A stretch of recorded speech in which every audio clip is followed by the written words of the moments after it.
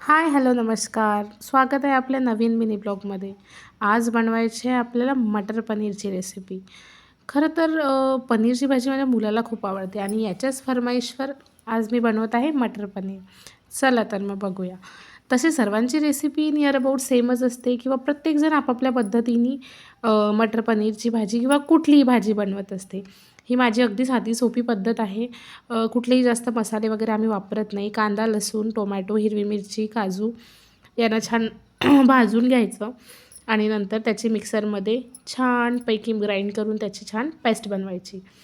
Okay. नंतर ती paste छान तेलात भाजून घ्यायची आणि पनीरचे क्यूब्स कट करून घ्यायचे. ते पनीरचे पीसेस छान तेलामध्ये किंवा तेल बटर मिक्स करून मी बनवत असते. छान फ्राय करायचे, शॅलो फ्राय करायचे. हे असे शॅलो फ्राय केल्यावर हे खूप टेस्टी लागतात. माझ्या मुलाला तर हे असेच खायला खूप आवडतात. त्यानंतर हे छान भाजून घ्यायचे.